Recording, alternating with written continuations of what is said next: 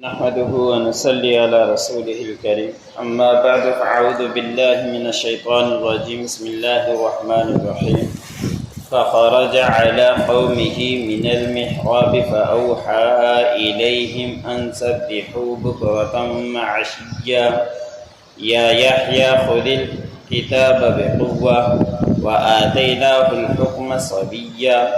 وحنانا من لدنا وزكاة وكان تقيا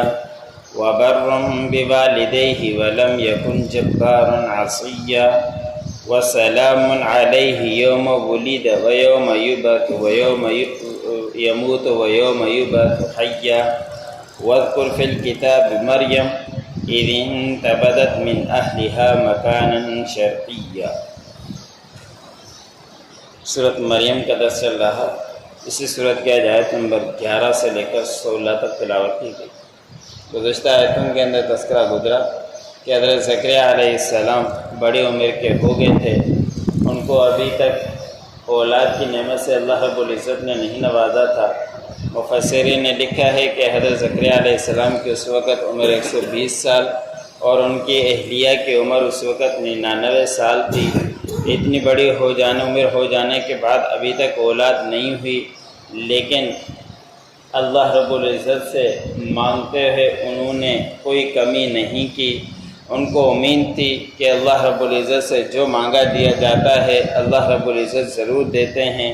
اس عمر کے اندر بھی حضرت زکریا علیہ السلام نے فرمایا کہ میں بڑا ہو چکا، میرے سر کے بال سفید ہو چکے، میری ہڈیاں کمزور ہو چکی، میری کمر ٹیڑھی ہو چکی، اب مجھے اولاد کی نعمت سے نواز دے۔ تو اللہ رب العزت نے ان کو کل کی آیت میں خوشخبری دی کہ آپ کے ہاں بچہ پیدا ہوگا۔ تو اس وقت زکریا علیہ السلام دعا بھی کرتے رہے، پختہ امید بھی تھی کہ اولاد کی نعمت سے نوازا جاؤں گا، لیکن جیسے ہی خوشخبری ملی تو سوال کر دیا کہ اب کیسے بچہ ہوگا، ہماری عمریں بڑی ہو چکی، میں بھی بڑا ہو گیا، اہلیہ بھی بانجھ ہو چکی۔ تو اللہ رب العزت نے فرمایا کہ یہ میرے لیے آسان ہے، اس لیے کہ میں نے آپ کو اس سے پہلے پیدا کیا۔ آپ اس وقت کیا چیز تھے؟ کچھ بھی نہیں تھے، اس وقت تمہیں پیدا کیا، تو اس بات کے اوپر بھی قادر ہے اللہ رب العزت کہ تمہیں بڑھاپے کے اندر اولاد کی نعمت سے نواز دے۔ تو پھر اللہ رب العزت نے اس سے دعا کی زکریا علیہ السلام نے، پھر میرے لیے نشانی بتلا دیجئے کہ کیا نشانی ہوگی جس سے میں سمجھوں کہ اب مجھے بچہ ہونے ہی والا ہے۔ تو اللہ رب العزت نے فرمایا کہ آپ 3 دن اور 3 رات تک کسی سے بات نہیں کر سکیں گے، صحیح سالم ہو جانے کے باوجود بھی آپ کی زبان نہیں چلے گی کہ کسی سے بات کریں، تو سمجھ جائیے گا کہ آپ کو اولاد کی نعمت سے نوازا جائے گا۔ پھر آج کی آیت میں اللہ رب العزت نے فرمایا کہ حضرت زکریا علیہ السلام حجرے سے باہر نکلے۔ محراب کا لفظ خاص مسجد کے لیے نہیں ہے، یہ حجرے وغیرہ کے لیے بھی بولا جاتا ہے۔ تو حضرت زکریا علیہ السلام نکلے حجرے سے اور اپنے جو لوگ وہاں بیٹھے تھے ان کو اشارہ کیا، زبان سے بولنے کی اس وقت اللہ رب العزت نے طاقت نہیں رکھی تھی 3 دن تک، تو زبان سے بول نہیں سکے، ہاتھ سے اشارہ کیا کہ تم صبح شام اپنے پروردگار کی تسبیح کرتے رہو، صبح بھی اور شام بھی ذکر اذکار کے اندر مشغول رہا کرو۔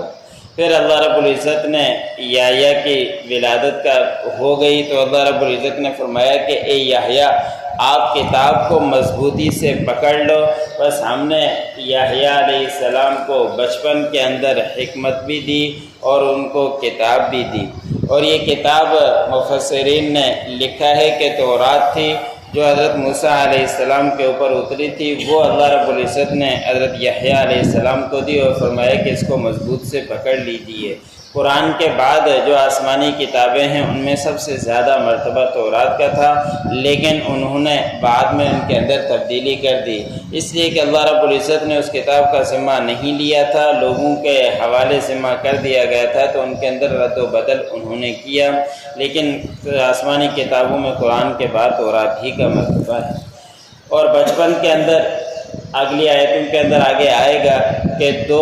ایسے اشخاص ہیں انبیاء اکرام جن کو اللہ رب العزت نے بچپن کے اندر نبوت سے نواز دیا تھا، ایک حضرت یحییٰ علیہ السلام اور دوسرے حضرت عیسیٰ علیہ السلام۔ ان دونوں کو بچپن کے اندر اللہ رب العزت نے نبوت دے دی تھی۔ پھر اللہ رب العزت نے فرمایا کہ ہم نے ان کو شفقت دی ہمارے پاس سے اور پاکیزہ کیا یحییٰ علیہ السلام کو اور پرہیزگار بھی بنا دیا، اور ساتھ میں اپنے والدین کے ساتھ حسن سلوک کا بھی ان کو بتلا دیا، اور وہ اپنے والدین کے ساتھ حسن سلوک کیا کرتے تھے اور سخت مزاج نہیں تھے اور نہ ہی نافرمان۔ والدین کے حسن سلوک والدین کے ساتھ کرنا انبیاء اکرام کے لیے بھی حکم تھا، تو والدین ایسے ہیں کہ ان کی خدمت کرنا ہمارے ذمہ لازم ہے، کیونکہ نبی کریم صلی اللہ علیہ وسلم نے فرمایا کہ والدین کی رضامندی اللہ رب العزت کی رضامندی میں ہے، والدین کی ناراضگی اللہ رب العزت کی ناراضگی کے ساتھ جڑی ہے۔ وہ یہ سمجھ لے کہ جس سے والدین اس سے راضی ہیں تو اللہ رب العزت اس سے راضی، اور جس سے والدین ناراض ہیں اللہ رب العزت بھی اس سے ناراض ہیں۔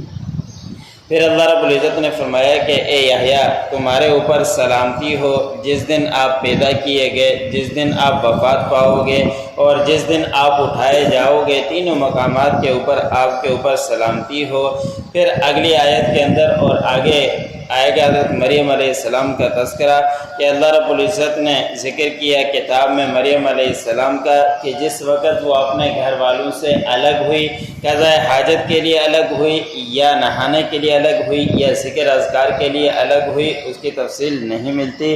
لیکن حضرت مریم علیہ السلام اپنے گھر سے الگ ہوئی کیونکہ اس وقت تو گھر کے ساتھ ہی قضاء حاجت کی جگہ موجود نہیں ہوا کرتی تھی، کچھ گھر سے باہر نکلنا پڑتا تھا، تو حضرت مریم علیہ السلام بھی باہر نکلی۔ گزشتہ صورت کے شروع کے اندر عرض کیا تھا کہ حضرت مریم علیہ السلام ایک ایسی عورت ہے جس کا تذکرہ اللہ رب العزت نے قرآن پاک کے اندر بیان فرمایا ہے، نام لے کر بیان فرمایا ہے، اور عورتوں کے تذکرے ہیں وامرأۃ لوط، وامرأۃ نوح، نوح علیہ السلام کی بیوی، حضرت آدم علیہ السلام کی بیوی، حضرت لوط علیہ السلام کی بیوی، لیکن نام کہیں پہ بھی نہیں دیا سوائے مریم علیہ السلام کے۔ اور مفسرین نے یہ بھی لکھا ہے کہ قرآن پاک کے اندر غالباً 30 یا 25 دفعہ حضرت مریم علیہ السلام کا نام آیا۔